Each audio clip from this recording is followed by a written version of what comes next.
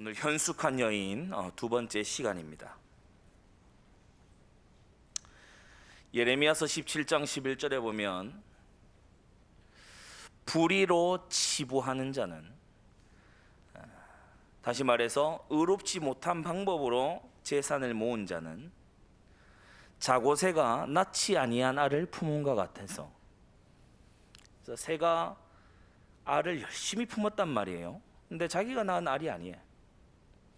중년에 그것이 떠나겠고, 마치 이 새가 이제는 알을 깨고 나와 보니까 자기 어미가 아니고 자기하고 본질이 안 맞는 거예요. 그 새가 떠나버리듯이 중년에 그것이 떠나겠고 필경은 어리석은 자가 되리라고 했습니다. 우리 그리스도인들, 성경대로 믿는 하나님의 사람들은 불의로 치부하지 않고 하나님께서 인정하시는, 옳다 하시는 방법대로 경제 운용을 해 나가야 될 줄로 믿습니다. 오늘 현숙한 여인이 보여주는 경제 운용, 특히 가정 경제 운용을 살펴보기 전에 먼저 전제할 것이 있어요. 가정 경제 운용은 크게 네 가지 분야에서 일어나게 되는데, 그 첫째가 가정의 창시자가 되시는 하나님께 우리의 경제가 향해 있어야 될 줄 믿습니다. 11조 생활을 하지 않는 가정은요, 사실은 영적인 방어막이 없는 상태예요. 11조를 하지 않는다, 이건요 반드시 이 영적인 보호막이 지금 작동하지 않고 있다, 그렇게 보면 정확합니다. 하나님께, 당연히 하나님의 것이므로 11조 생활을 가정에서 잘하고 자녀에게 또 가르쳐 줘야 되고요. 여러분이 마땅히 해야 될 주정 헌금이 있습니다. 뭐냐면 매주마다 정해진 헌금을 하는 그런 헌금 생활을 여러분 스스로 또 자녀에게 잘 가르칠 필요가 있는데, 몇 가지 헌금의 카테고리가 있죠. 우리가 하나님 앞에 나올 때에 구약의 이 화목제와 그리고 구약의 제사의 근본 정신이 뭡니까? 감사함으로 하나님께 나아가며, 그래서 감사 헌금을 가지고 나오는 겁니다. 그리고 감사헌금 다음으로 정말 중요한 하나님의 뜻을 붙잡은 헌신이 뭐냐면 건축헌금, 건축헌신이에요. 사무엘하 7장에 보니까 이 다윗이 성전 건축하기 위해서 결단했을 때 하나님께서요, 네가 나의 집을 세우겠느냐, 내가 다윗 너의 집을 세워주겠다. 그래서 여러분, 가정 경제를 지혜롭게 성경적으로 딱 생각하는 사람은요, 건축헌금의 이 축복의 통로를 놓치지 않습니다. 그리고 우리가 신약시대 살아가면서 주님께로부터 받은 굉장히 중요한 명령이 이 선교와 세계복음화의 명령이죠. 그걸요 우리가 신앙 고백하는 게 선교 헌금이란 말이에요. 그래서 뭘 이렇게 잘 이해하지 못한 사람은요, 교회에 와서 이런 헌금 저런 헌금 막 종류별로 나눠 놓은 걸 보면은 이거 왜 이렇게 해놨나, 또는 막 헌금할 게 아마 이것저것 많이 있구나, 그런 생각을 딱 하게 되는데, 여러분, 하나님께서요 뭐가 없으셔서 우리에게 요구하시는 게 아니고, 하나님은 우리의 믿음이 성장하기를 원하십니다. 하나님은요 사실 우리에게 모든 걸 주고 싶으신 분인데 우리가 상태가 안 돼 있잖아요. 하나님은 사실 우리 이 정말 이 사명 감당할 사람에게 하나님께서요 모든 것 쏟아붓고 싶으신 전능자시거든요. 근데 우리가 그거 받으면 솔로몬처럼 될 상태이기 때문에, 우리가 그거 받으면요 이 사울처럼 가버릴 상태이기 때문에, 여러분, 우리는 이 헌금을 통해서 우리의 믿음이 점점 더 분량이 자라가도록 그렇게 해야 되겠습니다. 헌금도 훈련입니다.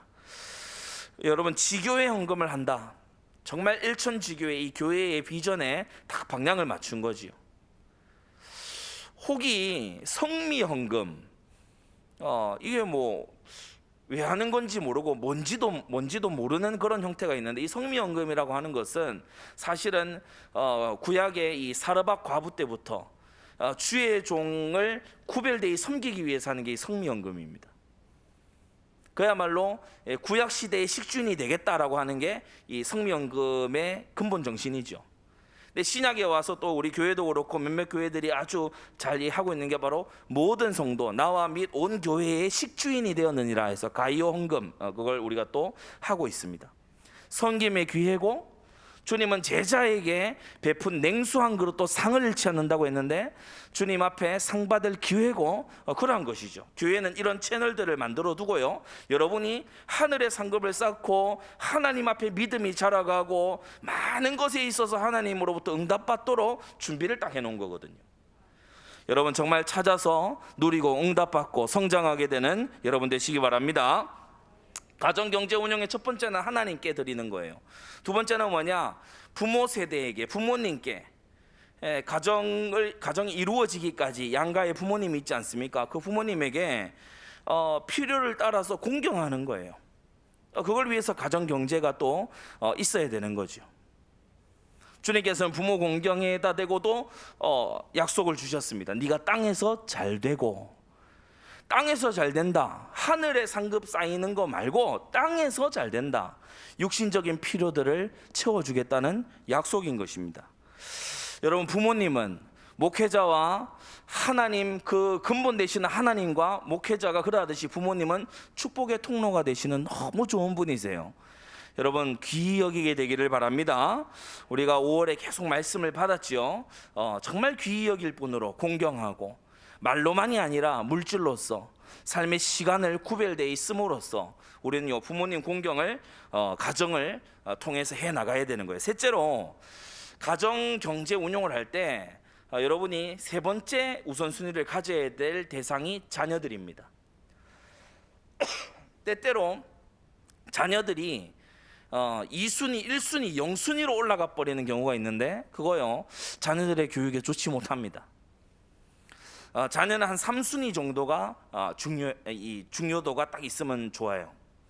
이 자녀들을 위해서 이제 준비할 것을 준비하고, 이런저런 자금들을 미리 이렇게 형성해주고, 그것이 이제 필요하지요. 자녀가 어려서부터 경제와 금융에 대한 지식을 가지도록 부모가요 좀 눈을 열어줄 필요가 있습니다. 우리 한국 사람들이 의외로 정말 안 돼 있는 교육이 이런 교육이에요. 미국과 유럽과 특히 유태인들 같은 경우는 이런 교육을 굉장히 어려서부터 시키거든요. 돈이라는 것이 어떻게 굴러간다. 그러니까 지금 뭐 1,000원을 더 가졌다 못 가졌다 이게 중요한 게 아니고, 이 전체 거시 경제와 또 미시 경제가 어떻게 굴러간다, 이걸 이제 눈을 열어주는 건데 이걸 우리 한국의 가정들은 잘 하지 않죠. 그러면 학교는 하냐? 학교도 잘 하지 않습니다. 기껏해야 뭐 통장 개설하는 정도. 그러니까 경제를 보는 눈, 이것을 자녀에게 또 양육을 해줘야 되고요. 그리고 넷째로, 마지막으로 여러분 스스로의 미래를 두고서 준비를 해야 됩니다. 때때로 신앙이 좋다고 하는 사람들 중에서 나는 미래를 하나님께 맡겼다 그러면서요 현재의 돈을 막 대책 없이 써버리고, 난 장래는 하나님께 맡겼다 이래가지고, 여러분 보험이나 이런 것이 인간의 여러 제도들이거든요. 그래서 하나님의 영광을 위해서 인간에 만든 여러 제도에게 순복하되 주를 위하여 그리하라고 성경이 말씀하고 있는데도 막 허황된 믿음을요 막 이렇게 맹신을 해요. 그래가지고 난 미래는 하나님께 맡겼다. 예전에 우리 교회에 어떤 분이 있었는데, 여러분이 아마 이름 되면은 이 중에 아는 분들이 꽤 있을 수도 있습니다. 이분이 어떤가 하면은 자기는 교회에다가 올인하겠다는 거예요. 그래가지고 뭐 많지도 않아요. 뭐 재산이 많지도 않아요. 근데 자기는 이제 다 헌금해요. 그리고 와가지고 아침 교회에서 먹고 점심 교회에서 먹으려고 그러고, 그 삼시세끼 계속 차려주는 데가 아니잖아요. 근데 이건 뭔가요? 이 완전히 그러니까 사고방식이 어떤가 하면은 거의 흡사 공산주의하고 비슷해요. 그러니까 우리 모두 다 넣고 그리고 나눠 먹기 하자. 그게 아니잖아요. 하나님께서 많이 일하는 자 많이 거두고 적게 일하는 자 적게 거두면서 맡은 일에 충성하고 전문화되기를 하나님은 원하시는 거거든요. 여러분, 그래서 건전하고 올바른 믿음 갖게 되기를 바랍니다. 때때로 나는 미래를 하나님 손에 맡겼다 그래. 저축도 안 하고 준비도 안 하고 뭐 대비도 안 하고 그래가지고요 어느 날 덜커덕 일을 다, 젊을 때 정말 하나님께서 경제의 문을 많이 열어주셨을 때 아무것도 준비 안 해놓은 거예요. 그건 믿음이 아니고요 허황된 거지요. 그래서 가정경제 운영의 기본적인 4가지였습니다. 자, 지난주에 우리가 현숙한 여인 첫 번째 이 말씀을 받으면서 첫 번째에서 강조됐던 게 뭐냐 하면 평생 남편에게 신실한 아내다. 평생 남편에게 신실한 아내다. 그래서 이 현숙한 여인을 원어로 하게 되면 현숙한 아내가 됩니다. 현숙한 아내, 강한 아내. 지난주에 말씀 들었죠. 그냥 정숙한 여인, 이런 이미지로 우리 한국어 성경은 번역을 하고 있지만 원어적인 의미로 보자면은 강한 아내, 강한 부인, 그와 같은 뜻을 가지고 있다. 그래서 이러한 아내를 둔 남편은 진주보다도 가치 있는 보화를 얻은 셈이다. 현숙한 여인, 슬기롭고 지혜로워서 어려움을 헤쳐나갈 수 있고 위기를 건너갈 수 있는 그러한 강함이 있다. 주 안에서의 능력이 있다. 그것을 현숙한 여인이라고 한다고 했죠. 그러면서 지난주에 우리가 들은 대로 잠언에 여러 번 나오는 미련한 여인, 어떻다고 했습니까? 14장에도 있고 19장에도 나오는 이 미련한 여인은 다투고요, 원망하고요. 그래가지고 가족 구성원들, 남편뿐 아니라 자녀들까지도 도무지 집중이 안 되도록 만들어놔요. 가정 분위기가 우울하고요, 막 이렇게 뭔가 어디에서 터질지 모르게끔 가정을 아주 이상한 분위기로 딱 만들어 놓는 거 있죠. 부부가 연락에 싸우는데 자녀가 집중해서 공부 잘합니까? 잘 안 되게 돼 있어요. 지금 이혼하냐 마냐 이러고 있는데 자녀가 공부를 막 정상적으로 잘하고 있다? 이 자녀요, 진짜 큰일 나는 자녀입니다. 뭔가 지금 큰 문제가 올 사람이에요.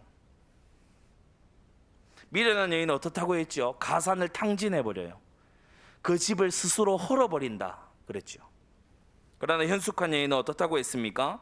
지난주 우리가 말씀 받은 대로 10절에서부터 오늘 12절에 이르기까지 보면 남편의 신뢰를 얻고, 그러면서 산업이 핍절치 않도록 풍성하게 만들어가고, 평생의 선을 행하고 악을 행치 아니하는 그러한 특징을 가졌다. 이 잠언 31장에서 현숙한 여인, 강한 아내라고 하는 것은 여성을 두고도 하는 말이지만 성경 전체를 두고 볼 때에는 또한 신약 시대의 그리스도의 신부된 교회를 두고도 주시는 말씀입니다.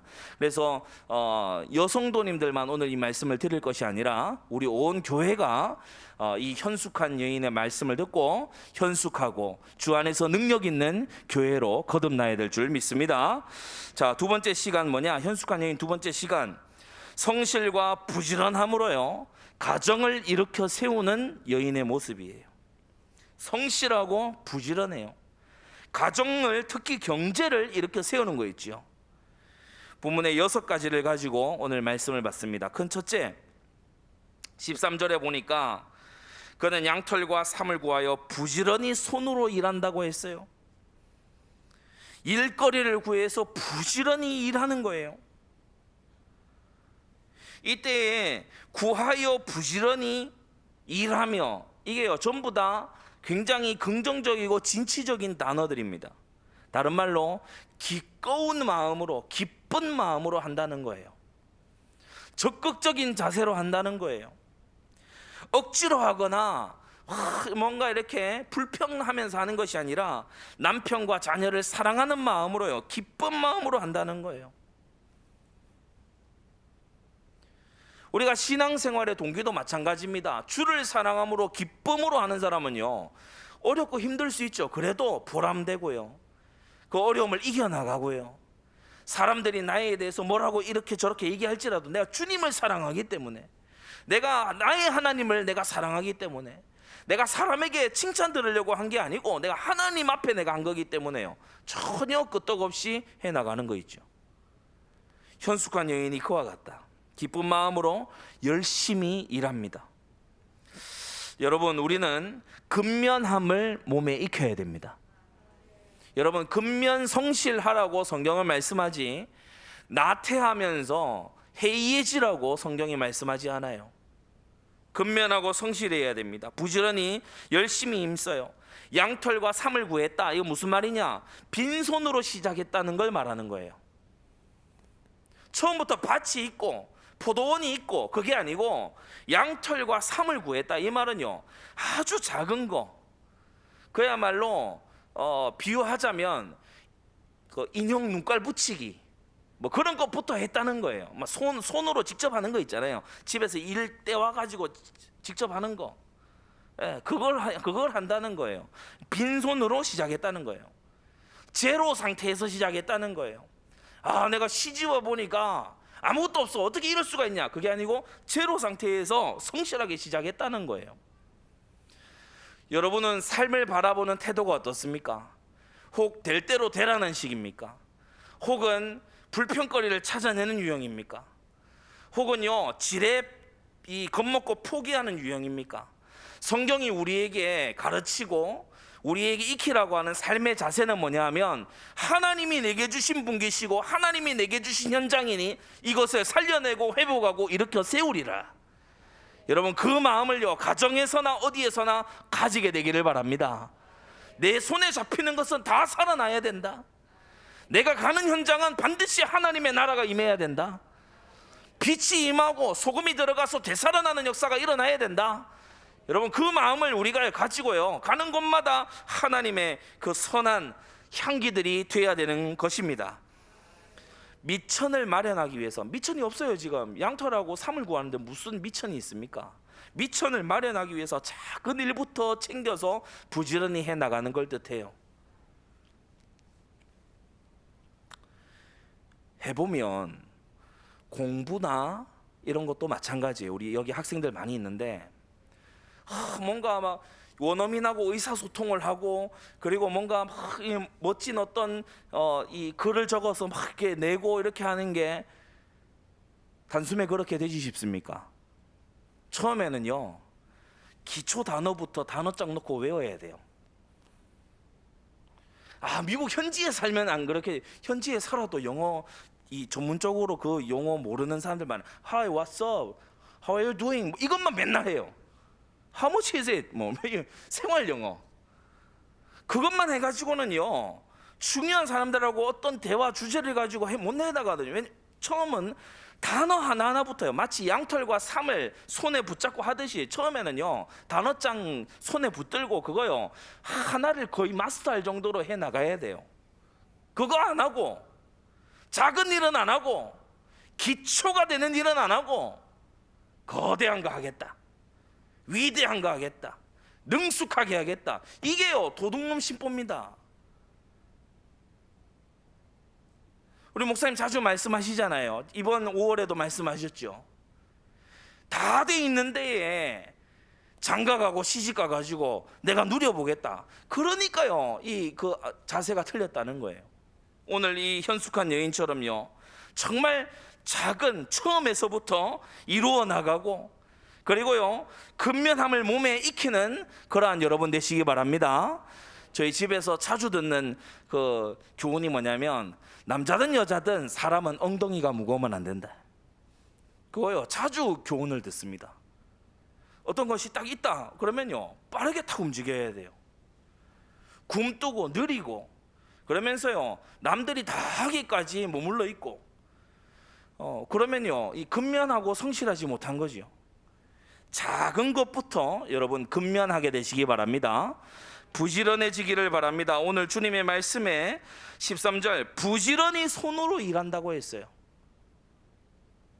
중년을 넘어 노년에 치매가 오는 주요한 원인 중 하나, 손을 안 놀려요. 손을 놀리질 않아. 손은 뭐 할 때만 하냐, 네일 아트, 손 관리, 반딱반딱하게 이러고 다녀요. 교회도 와서 어떻게 하냐, 앉아가지고 다리 꼬고 이래요. 현숙하지 못한 여인. 그런 사람은 이름이 현숙이라도 현숙하지 못한 여인. 이현숙 권사님 말하는 거 아닙니다. 왜 권사님 그렇지 않아요? 그러니까 뭐냐면 손을 안 놀려. 손을 안 놀리는 사람은 기억해 두세요. 손을 안 놀리는 사람은 손 쓸 수 없는 상태로 들어갑니다. 희한하죠. 손을 쓰지 않아. 손 쓸 수 없는 상태가 돼. 여러분, 부지런히 일해야 됩니다. 주님의 말씀입니다. 부지런함을 체질로 만드시기 바랍니다. 자, 큰 둘째 14절에 뭐라고 했냐? 상고의 배와 같다. 이 큰 선박을 가지고 와서 물건을 내려두고 도매로 넘기고 이렇게 하는 무역상과도 같다. 이게 무슨 말이냐? 아주 좋은 최상품을요, 값싸게 도매 아니라 넘어서서 아예 이 직구 이런 거를 하기 위해서 수고를 아끼지 않는 거예요. 정보를 넓고 다양하게 아주 세밀하게 파악하고 그렇게 하는 거예요. 제가 이 유아용품들을 요새 이제 많이 쓰잖아요. 기저귀를 비롯해서 여러 가지 쓰잖아요. 예를 들어서 어떤 데서 이렇게 좋다고 해가지고 써봤어요. 근데 이게 뭔가 후기가 이게 조작된 것 같아. 그런 경우 있잖아요. 근데 우리 교회 누구라고 말은 안 하지만요, 이분은 딱 하나하나 딱 하는 게 진짜 뭔가 화려하고 비싸게 하는 게 아니고, 이분은 뭔가 딱 하는 거 보면은 진짜 좋은 어떤 것을 딱 이렇게 구해가지고 딱 하더라고요. 하나를 해도 다르더라고요. 그래서 제가 사모에게 얘기했습니다. 그 성도 하는 거 그걸 해. 그 성도가 애 입히는 그걸 찾아. 그러니까 알겠다는 거예요. 그러면서 제가 덧붙여 한 말이, 그 성도가 몇 시간 걸려서 찾아낸 걸걸. 그러니까 맞다는 거예요. 탁 알아봐요. 어떻게 하냐? 질 좋은 거, 유해하지 않은 거, 그러면서요 아주 이렇게 이 도움이 되는 거, 두고두고 쓸 수 있는 거, 고장나지 않는 거, 이런 걸요 쫙 알아보면서 어느 정도로 알아보냐? 상고가 배를 가져올 때 어떻게 합니까? 이 나라에서 저 나라로 딱 가져오잖아요. 정말 잘 팔릴 수 있는 거, 정말 최상품의 것을요 다 가져와서, 왜냐하면 배를 한번 실어 오려고 그러면 얼마나 비용이 많이 들겠습니까? 그러니까 이것을 전부 다 채울 수 있는 좋은 것을 가져온단 말이에요. 마치 그렇게 가정경제를 운영한다. 지나가다가 보니까 좋다 사고, 지나가다 보니 이게 유행이야, 사고. 그래 집에 가면 안 쓰는 잡동사니, 집이 다이소야.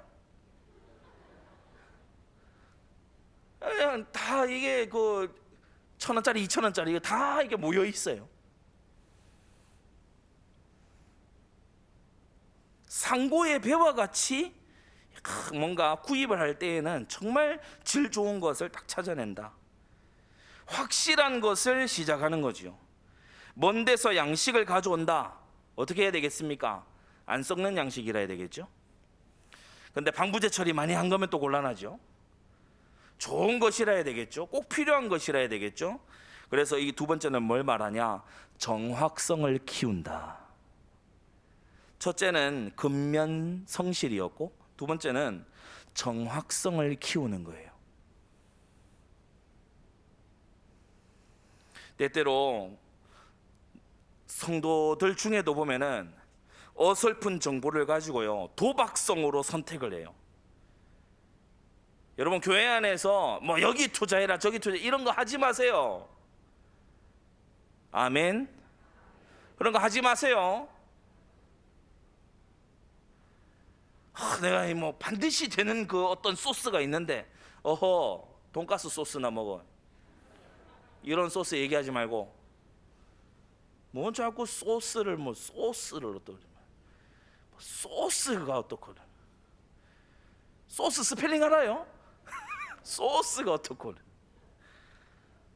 그러면 도박성으로 해가지고, 그래가지고 어느 날 보면은 얼굴이 파래져 가지고 와요. 그거 해갖고 또 됐으면은 그냥 그렇구나 할 텐데 얼굴이 질려 갖고 와요. 왜냐? 다 날렸어. 그래가지고 소가리를 하는 거예요. 또 이 남편한테 얘기도 못하고 못하고, 오늘도 보면은 영적인 상태가 완전 다운돼 있어요.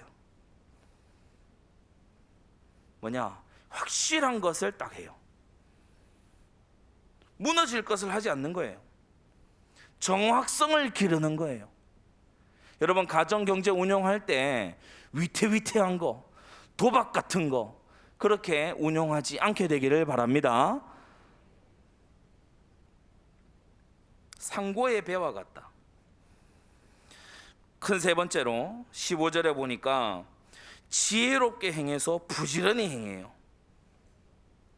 15절에 밤이 새기 전에 일어나서, 참, 잠 중에 제일 맛있는 잠이 아침잠 아닙니까?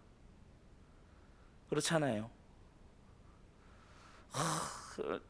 얼마나 아침잠이 달면은 새벽기도 마치고 가서 다시 자잖아요. 그죠? 그러면서 속으로 그 구절은 아마 대한민국 성도들 전부 암송할 거야. 사랑하시는 자에게 잠을 주시는 듯. 자, 그래 출근 늦고. 근데 뭐냐? 일어나는데 동트기 전에 일어난다. 밤이 새기 전에, 동트기 전에 일어나요. 동트기 전에 일어나서 이 현숙한 여인은 뭘 할까요? 이 남편과 자녀들의 하루를 미리 준비하는 겁니다. 식사도 준비하고 오늘 하루 일과를 다 준비해 두고, 그래서요 늦지 않도록 모든 걸 다 준비를 해 두는 거예요. 늦어지지 않도록.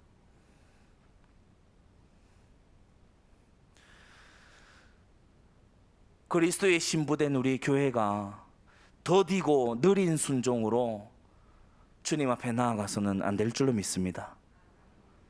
준비된 순종이라 해야 돼요. 여러분, 준비된 헌신을 드리십시오. 주님은 그럴 만한 가치가 있는 분 아닙니까? 우리의 준비된 헌신을 받으셔야 되는 분 아니에요? 줄레줄레 와가지고 주머니에 있는 구겨진, 평소에 거들도 안 보는 1,000원짜리, 나를 위해서는 10,000원, 20,000원, 50,000원짜리도 막 쓰면서 나 저기 어디 구겨져 있는 가방 끝에 어디 들어있는 1,000원짜리 꾸깃꾸깃 해가지고 주님 앞에 띡 드릴 그런 주님이 아니잖아요. 준비된 헌신을 해야 돼요. 마찬가지로 현숙한 여인은요, 남편의 하루를, 자녀의 하루를요 미리 딱 일어나서 가정을요 동트기 전부터 준비해요. 기도로 준비하고요, 식사를 딱 준비하고요. 요즘은 또 얼마나 많이 도와주는지 몰라요. 막 새벽 배송이 오잖아요 또. 그러니까 이 사람들이 뭐 잠언을 하는지 모르는지 새벽같이 움직여요. 그러면서 여종에게 15절 일을 정하여 맡기며 그랬어요. 여종에게 일을 정하여 맡기며. 이 말은 무슨 말이죠? 모든 세밀한 일을 알고 있다는 거예요. 모르면 못 시킵니다. 모든 세밀한 일을 알고 있어요. 빈틈없이 빠짐없이 여러 부분을 알고 있다는 거예요. 계절이 지금쯤 되면 어떤 걸 준비를 미리 해놔서, 예를 들어 김장 시즌이 올 때는 미리 어떤 것을 준비를 해놔서 막상 그 시절이 왔을 때 당황하거나 비싼 값에 뭔가 재료를 사야 된다거나 이런 일이 발생하지 않도록 미리 딱 준비하는 거예요. 그래서 큰 세 번째, 이것의 교훈은 우리에게 자세히 하는 체질, 다시 말해 디테일을 키워나갈 것을 말씀하는 겁니다. 자세히 하고 디테일을 챙겨나가야 돼요.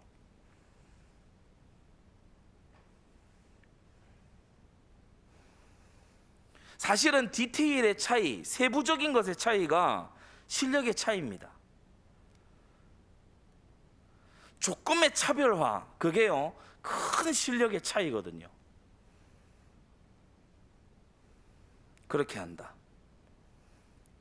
우리가 사실은 하루하루 발전해 나가고 하루하루 자기를 개혁해 나가야 됩니다. 어제의 나와 동일하게 살면서 삶이 나아지겠지. 아인슈타인은 그걸 보고 정신병 초기 증상이라고 했어요. 어제하고 똑같이 오늘을 살면서 달라진 내일을 기대한다? 그건 정신병 초기 증상이다. 안타깝게도요, 전 인류가 그렇고 많은 신자들도 하나님 말씀에 있는 구절조차도 이 크게 받아들이지 않아요. 나는 날마다 죽노라. 그걸 받아들이지 않아요. 그걸 도전하거나 순종하려고 하지 않아요. 어제의 나의 스타일, 어제의 나의 발전 정도는 이제 죽고, 오늘 미리 시작하고 빨리 시작하고 당겨 시작하고 현숙한 여인으로 새로 시작하는 게요, 새로워져야 될 줄로 믿습니다. 그래서 날로 새로워져야 된다. 큰 네 번째, 간품하여 점점 재산을 증식시킵니다. 16절을 보시면 밭을 간품하여 사며, 이 간품이란 뭐냐? 이 장래성을 보고 가려서 사는 걸 간품한다라고 해요. 아무렇게나 사는 게 아니에요. 장래성을 보고요, 가려서 딱 선택하는 거예요. 소출이 많이 나는 밭, 그죠?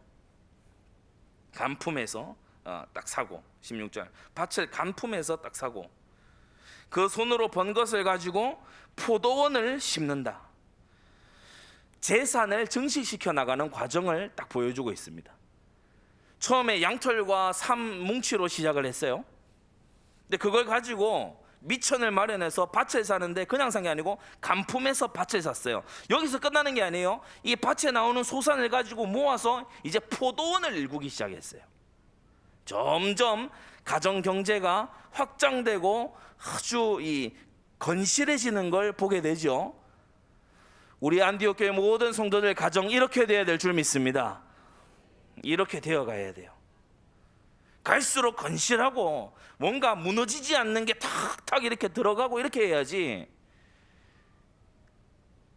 일순간에 날려버리고 미래는 준비하지도 않고 그러면서요, 이제 막 궁지에 몰리니까 기도하는 체질이 또 아니라 그래, 꼼수 쓰고 인생에 빨대 꼽으려고 그러고 여기저기 얻으러 다니려고 그러고, 그거요 맞지 않는 거거든요. 중년에 날아가도록 경제 운용하지 말고요, 정말 하나님의 말씀에 훈련되시기를 바랍니다. 자, 이 네 번째는 뭘 말하냐? 발전되어 가라는 거예요. 아까 말씀드린 대로 발전되어 가야 된다. 점점 확장되어 가고 성장해 가야 된다. 가정경제가 성장을 해 나가야 된다. 그러기 위해서는요, 나의 고집스러운 틀을 깨야 됩니다. 밭농사 하던 나의 틀, 이제 포도원 심는 틀로 바꿔야 돼요. 그렇잖아요. 포도원 심는 틀로 바꿔요. 우리 포도 농사 집안에서 크신 우리 부목사님이 여기 계신데, 제가 간략히 알아본 바에 따르면 포도 농사가 손이 엄청나게 갑니다. 포도는 지금 포도원이 나왔으니까, 포도는 받아서 또 이 뭔가 제품이 하자가 있는 것도 중간중간 많이 보여요, 그죠? 막 품종 개량을 하는 현대 사회가 아닙니다. 그 옛날입니다, 그죠? 막 농약이 있거나 이러지도 않아요. 그 옛날입니다. 그러니까 이 포도원을 하기 위해선 밭은 그래도 어느 정도 뭐 이렇게 쉬는 타임이 있고 커가는 게 있고 이렇게 놔두면 되는 게, 포도 계속 손이 가요.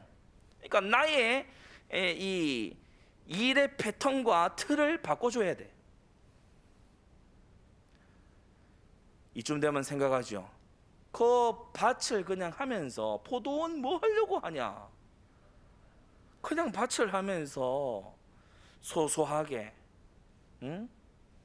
작게, 소확행, 작게, 소소하게, 심플 라이프, 워라벨, 모르냐? 밭에서 알아서 크고 있을 때 바다도 좀 가보고 여행도 좀 하고 세계 일주도 해보고 여기저기 한번 막 가갖고 한번 막 사진도 찍고. 근데 무슨 포도원을 또 해가지고 거기 가서 또 포도가 상하나 안 상하나, 달리나 안 달리나, 볕을 받나 안 받나 막 그거를 살피고 그렇게 해가지고 어쩌려고, 일하다 죽으려고 하냐? 그런 생각하겠죠. 그래서 이 가정의 경제가 이사야 60장의 축복을 못 받아내는 겁니다. 왜냐? 받아낼 그릇이 아니에요. 받아낼 그릇이 못 돼.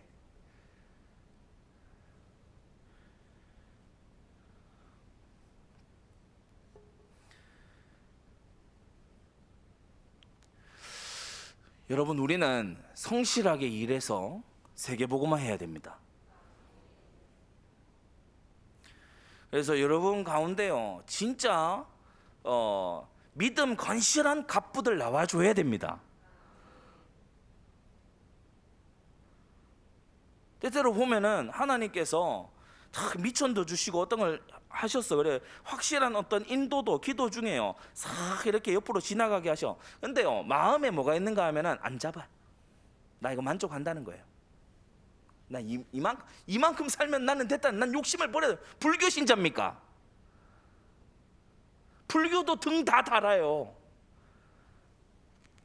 여러분, 성경과 기독교는 절대 그게 아닙니다. 만물을 다스리라. 주님이 처음부터 주신 말씀이에요. 만물을 다스려라. 피곤한데요. 쉬고 싶은데요. 주님께 힘을 구하면서 만물을 다스려라. 인류의 문제가 왜 시작됐죠? 뱀이 짓거리도록 놔둔 거예요. 왜? 말하기 피곤하니까. 아담이 바로 옆에 있었어요. 근데 들짐승이, 땅에 기어다니는 짐승이 막 이렇게요, 좀 격한 말로 해서 씨부려 대도록 놔둔 거예요. 아니, 뱀이 말하고 설득하고 그러면 됩니까? 하나님의 대리자인 아담과 하와의 말을 들어야지. 거기서부터요, 이 에덴 동산 관리가 안 된 거야. 에덴 동산 관리가. 그래가지고 인류가 비극이 터져버린 거 아닙니까? 말 그만하라 해야지. 넌 저기 가서 기고 있으라고 해야지. 넌 저기 가라고 해야지.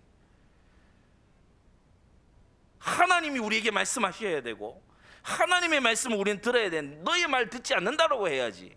맞습니까? 근데요, 이 만물을 다스릴 생각을 안 했어요. 오히려 다스림 받은 것에서 이 중대 문제가 터져버린 겁니다. 여러분, 하나님이 여러분에게 열어주시는 지경을 다스려 나가는 선한 청직이 되시기 바랍니다.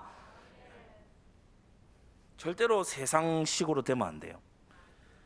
자, 큰 다섯 번째 17절, 힘으로 허리를 묶으며 그 팔을 강하게 하며 라고 했어요. 마음을 다 잡고 힘을 다 잡는 거예요. 저는 여성 누님들 중에서 허리 아프고 팔 아픈 분들 지금 많이 알고 있어요. 아마 여러분은 잘 고치는 병원, 용한의원, 그거요 서로 공유하고 서로들 알고 있을 거예요. 그렇죠? 그게 마치 여러분에게 복음 같잖아요. 거기 가면 낫는데 이런 치료를 한번 받아봐. 복음 같죠? 그런데 성경은 말합니다. 허리를 동이고 허리를 묶고 팔을 강하게 해라. 무슨 말이냐? 운동하세요. 운동하세요. 팔 근력을 키우세요. 침 맞으러 쫓아다니지 말고 팔을 강하게 하라고 했어요. 팔이 강해져야 돼. 여리여리한 게 좋은 게 아니에요. 비실비실한 게 좋은 게 아니에요. 팔이 강해져야 된다니까요. 남편 팔을 능가하는 팔이 돼야 돼. 왜 웃습니까?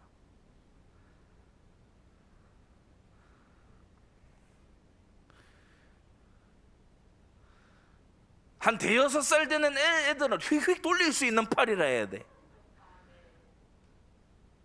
오늘 성경에 나왔잖아요. 팔을 강하게 하고 팔 힘 있는 팔이라 해야 되네. 다 늘어져 가지고 아까 그 여자, 이 여자 이래가 다니는 여자, 이거 이 팔인들 성하겠습니까? 팔도 항상 뭐 지갑 들어갈 만한 이런 거 이거 메고 다녀요. 그렇지 않습니다. 제가 미시시피 미국 남부 바이블 벨트 지역이죠. 그 가보면 대학교 주변으로 여학생들이 머리 질끈 딱 메고요. 아침 저녁으로 남학생들은 거의 잘 안 보여요. 근데 여학생들이 뜁니다. 여학생들이 럭비 하고요. 럭비부 아닌데 럭비예요. 도로변 뜁니다. 그리고 어떠냐? 백팩 쥐고 다녀요. 우리나라 그 대학교 가보면은 이 지금 학생인지 어디 지금 백화점인지 알 수 없는 그래가 다니잖아요. 백팩 딱 쥐고요. 백팩 옆에 뭐 딱 있냐? 그 2리터짜리 생수병에 물 들어가지고 물이 같이 들어있어요. 운동부인 줄 알았어요. 운동화 딱 신고요. 아, 대학생 다운 거 있죠. 그래서 딱 다녀요. 뛰고 말이죠. 힘으로 허리를 묶고 그 팔을 강하게 해야 돼요. 지금요, 우리 사실은 우리 한국의 여성들 정말 이런 부분에서요, 말씀으로 개혁되어져야 됩니다. 사모님하고 저하고 예전에 미국 샌프란시스코를 같이 간 적이 있어요. 거기에 이제 교회들도 좀 돌아보고, 어머니하고 저하고 이제 같이 갔어요. 그때 같이 길을 이제 걸어가는데, 진짜 우리 되게 놀라운 광경을 봤잖아요. 아주 큰 길이에요. 사람들이 많이 왕래하는 길이에요. 그런데 우리가 이제 뒤에서 걸어가는데 앞에서 어떤 흑인 여자가 갑자기 뒤로 돌더니 소리를 막 지르면서 들고 있던 백을 가지고서 바로 뒤에 있는 남자 머리를 치고 돌면서 다리로 한 번 더 치고 이렇게 하더라고요.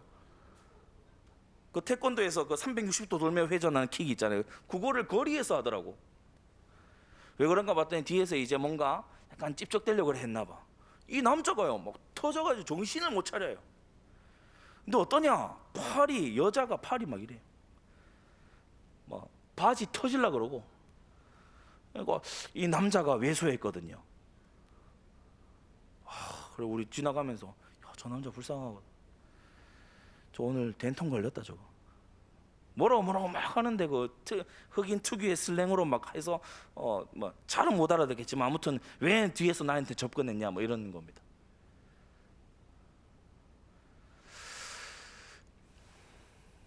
여러분 중에 아는 사람들은 알죠? 우리나라 여자 경찰분들 잘하는 분들도 물론 있습니다만, 아주 이렇게 중요한 일을 하는 분들도 물론 있습니다만 팔굽혀펴기 못해요. 오늘 팔 나와서 하는 얘기입니다. 팔굽혀펴기를 못해. 팔굽혀펴기 뭔지 푸시업을 못한다고. 푸시업을 무릎 대고 하는데도 못해요. 이런 일인. 그러니까 사람들이 무슨 범죄, 강력 범죄나 이런 게 났을 때 여자 경찰 안 왔으면 좋겠다 이러잖아요. 그 여자 경찰들이 또 안 오려고 하기도 하고, 또 미국 얘기를 해서 미안한데 미국 가면요 머리 묶은 거 보고 여자 경찰인가 이제 알아요. 왜냐? 체격이 똑같아요. 진짜 여러분 허벅지가 팔에 붙어 있다니까요. 그러면 처음부터 그러냐? 아니, 운동해요. 엄청 운동해요. 웨이트 트레이닝을 거의 완전히 뭐 보디빌더 선수처럼 운동해요. 뭐 하려고? 경찰 하려고. 경찰은 범죄에서 시민을 지켜야 되잖아요. 그러려면 힘이 있어야 되잖아. 그래서 남자든 여자든 경찰을 하려고 하면은 시민을 지킬 힘이 있어야 된다. 범죄자보다는 세야 되잖아. 여러분, 이거 상식 아닙니까?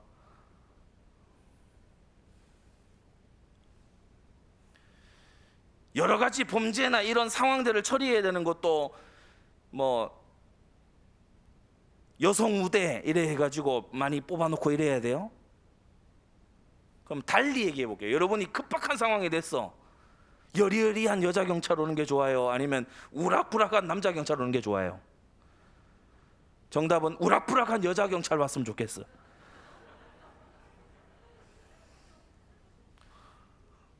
팔이 약해. 몸이 약해. 그래가지고요 성경은 말씀합니다. 힘으로 허리를 묶고 그 팔을 강하게 해라. 약하다고 투덜댈 게 아니고 강해지는 길을요 세밀하게 찾아보세요. 주님께서 원하시는 모습으로 우리 변화되어져 가야 될 줄 믿습니다. 교회도 마찬가지입니다. 교회도요 그 사역의 팔들이 강해져야 돼요. 위로만 하고 있고 사람들을 보듬어 주기만 하고 뭐 이렇게 치유라는 명목으로 오냐 하고요 막 이렇게 알아주고 막 서로 친교하고 그거요 팔이 다 약해지는 거예요. 섬김의 팔이 강해져야 돼요. 교회 와서 말씀 듣고 힘 얻었으면 이제 세상 섬기러 가야 돼요. 현장 복음하러 가야 돼요. 세계를 살리고 열방을 살릴 힘 있는 팔이 교회가 있어야 된다는 말입니다. 그렇지 않습니까?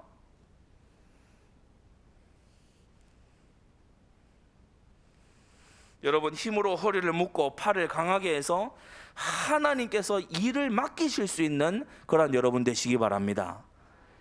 이 다섯 번째는 영육간의 준비되라는 것을 말씀하는 거예요. 하나님께서 역사하실 선한 결단도 하고요. 하나님께서 모든 사람 다 쓰셔도요 죽게 돼서 골골한 사람 안 쓰십니다. 하나님께서 마약쟁이도 쓰고요 간음하고 돌아온 사람도 쓰시는데 골골하게 있는 사람 하나만 안 쓰십니다. 이 말 잘 알아들어야 돼요. 주님이 그러면 힘을 안 주시고 그렇게 하시냐? 아닙니다. 주님은 우리에게 힘 주시는 분이십니다. 주께서 내 팔을 가리켜 싸우게 하시니 내 팔이 노도화를 당기도다. 다윗이 그렇게 고백했어요. 내가 노루처럼 뛰고 내가 사슴처럼 뛴다 그렇게 얘기하고 있어요. 독수리의 날개치며 올라간 같은 새 힘을 얻게 되기 바랍니다. 주님 앞에 구해서 받고요 이 힘을 길러 나가야 돼요. 마지막 여섯 번째, 헌신적인 여인의 모습입니다. 18절과 19절이지요.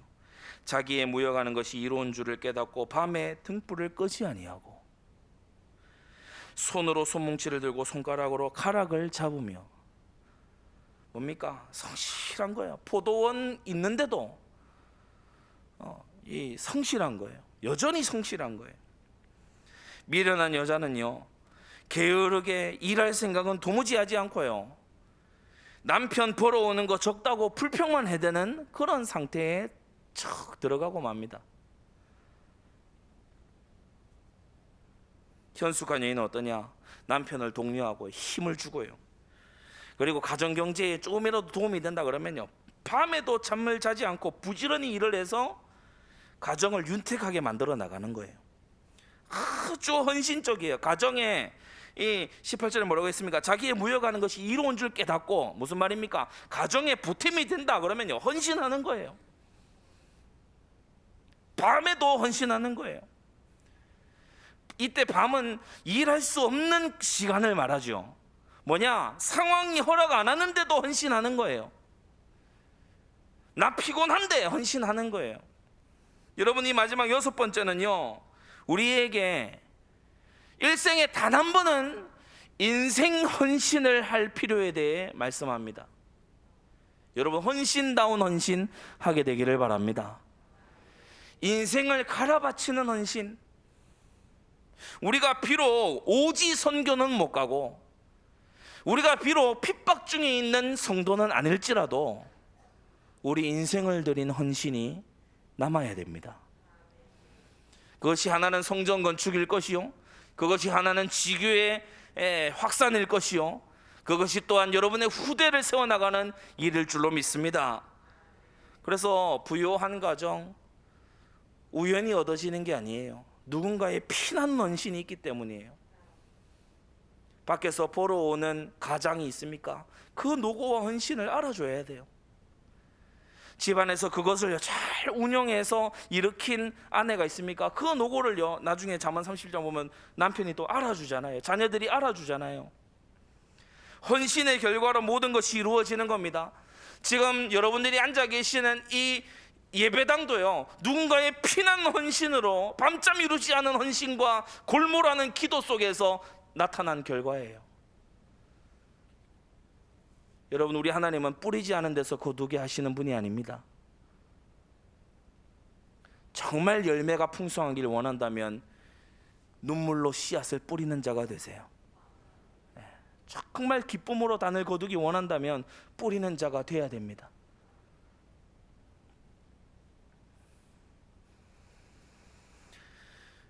결론으로 이 6가지를 다시 한번 요약을 하겠습니다.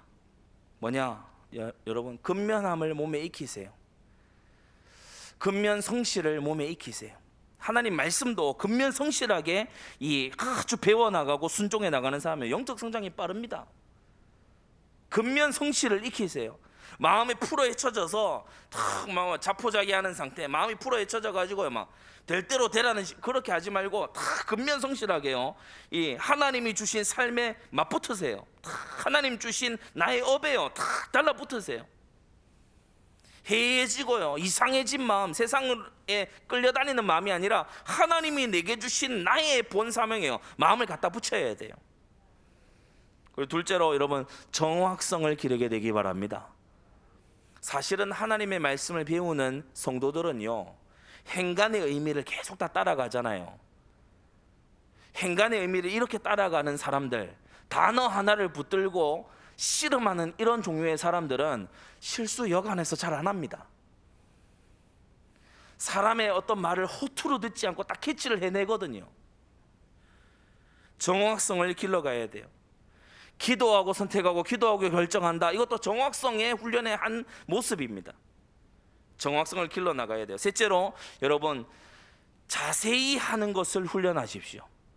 디테일한 부분.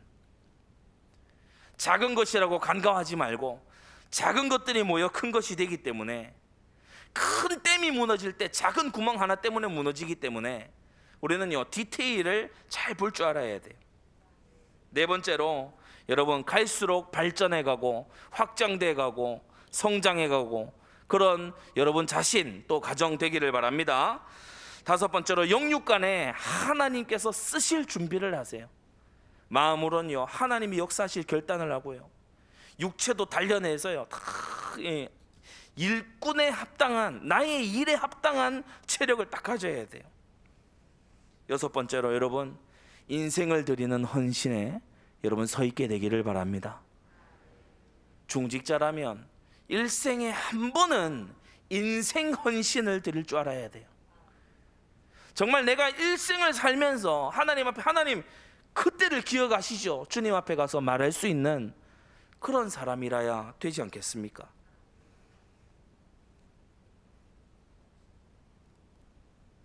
현숙한 여인, 우리 모든 성도님들 되시기를 바라고, 우리 모든 성도들 함께 합심해서 현숙한 교회 만들어 나가게 되기를 바랍니다. 기도하겠습니다. 거룩하신 하나님 아버지, 오늘 우리에게 말씀 주시사 현숙한 여인, 현숙한 교회가 되도록 주여 권면하여 주시고 명령하시니 감사드립니다. 하나님 아버지, 어디에서 떨어져 있나 돌아보게 하여 주시고 나 자신을 하나님의 말씀에 맞추어 나가는 순종의 사람들 되게 하여 주시옵소서. 예수 그리스도의 이름으로 기도드리옵나이다. 아멘.